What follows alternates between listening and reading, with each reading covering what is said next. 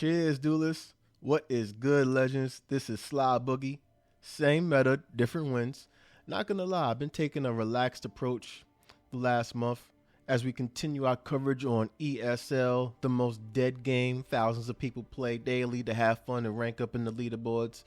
This video was supposed to be a respected gem piece regarding the Queen of Chaos, Therana. One of my favorite cards, and for an obvious reason. She creates 3 0-cost copies of any spell you play and places them in your deck to draw out later. Actions such as Lightning Bolt and Javelin become damn near legendary status due to being essentially 0-cost prophecy cards. The combo potential with Therana is insane. As long as Shoddy stays alive for you to play cards, you can spam and essentially replenish your deck. Telvanni in particular has a crazy amount of draw power. The trick I use when playing Therana is to only play her when you can activate an action card the same turn, or if you want to bait your opponent into prioritizing the card, making your opponent play a high cost power removal to kind of kill it while you set up for another combo later. That's another strategy. The former is the one I usually use, and that is what led me to an interesting conclusion. Therana is simply overpowered in this meta. Her attack is insignificant. Her numbers is irrelevant. I have never seen anyone using Therana as a beat stick, equipping items of her and attacking, for example. Her defense actually is relevant. Let me not hold you. Having 8 defense is high. But it's her attack at 3 is trash. Heck no. Everyone uses this card to duplicate copies of powerful, usually high-cost actions to later reuse for free when drawn. And that right there is the problem.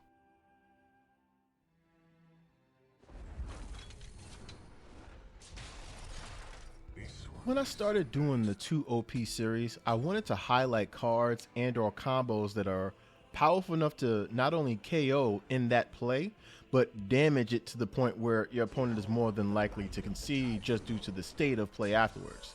Check it. In the 2 OP video for Yagram's Workshop, Assembled Titan, his effect activating twice not only can significantly damage your opponent and provide you a massive heal.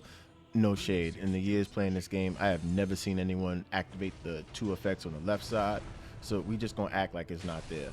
Anyway, the fact that the Assembled Titan gets to activate the effect twice and gives the same double effect to every other factotum in your hand and deck make it literally a matter of time before your health is literally burned out. Even if you remove Workshop, the damage has been done, and it is difficult, damn near impossible, to mount a comeback from that. Now back to the Queen here.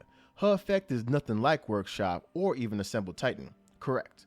But the damage she does to the state of the game is hard to come back from, just like Workshop.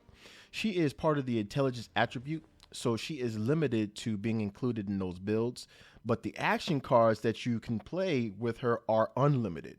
Cards such as Crusader's Assault, Fresh Start, can be abusive in how easily you can draw and replenish your hand and deck with her on the field, but it's 3 other cards that are unfortunately the most concerning. Number 1, Call Dragon. Should never be allowed in the game at 0 cost. With the Therana on the field in a 0 cost level 3 Call Dragon, that can potentially bring out Parthenax, which gives you 3 free 0 cost shouts. Therana and that on the field is broken. I'd concede in a heartbeat before I continue playing against that. Facts. Number 2, New Era. You can look at the effect alone and see why there is no business having this as 0. What? You thought I was gonna add more to that? Like, it's not straightforward enough? Nah, that's straightforward. That's easy to understand. Moving on. I miss Invade too, man. Yeah, all right. Anyway, before we continue though, I did want to showcase a small elephant in the room. Morag Tong Nightblade. Her effect is a slay effect where when you destroy a creature by battle, you draw a card. If it's an action, it costs 0. She seems similar to Therana, even to the point where she can be abused when combined with cards such as Squish the Wimpy and Brotherhood of the Sanctuary. However, she requires more setup. It's not a simple play and spam. She is weaker than Therana in terms of defense, and they share the same attack. Even more, if you draw a monster or an equipped card of support, Morag Tong Blade's effect does not activate. Basically, she can be OP if left unchecked, but your opponent has more options to combat this, as Morag Tong does need the help of cards and support on the field to maximize her effectiveness. Therana has no such issue. You have an action, you play it, you get 3 copies in your deck, straight up.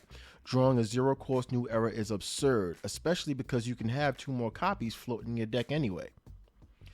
And yeah, this is actually my guilty pleasure, and the third reason why this Therana is kind of devised experiment. This card is straightforward in its effect and single-handedly makes Therana broken. Now, if you've played against me before, you've probably played against my Telvanni build in the past. What I always do when I have the opportunity is I'll use experiments on Therana herself, sacrifice a low-level monster, preferably Telvanni Catspaw, or even Therana if I have to, just to activate the Betray effect again, and then use it to create another copy of Therana. Remember, each activation provides 3 0-cost copies in your deck. When you duplicate Therana and have 2 on the field, both of their effects activate, giving you 6 copies in your deck. The only card that can really counter this, and that's if you have it in your hand and you're able to kind of abuse it, is Piercing Twilight. That's the only card that can be effective if you only got 1 action card, but if turns pass and you save 1 in your hand as well, even if that happens, you can just redo everything, assuming Therana is still on the field, or you can access it and simply recreate the same chaos. A word of note, silencing Therana is not the best way to stop her. It stalls her, but cards such as Dark Rebirth and A Night to Remember can provide you with a fresh copy of Therana for you to cause havoc with again. So that's just, it's a more than a nuisance. It's like a disease when she hits the field. Now, what I wanted to also add here is a way to fix Therana.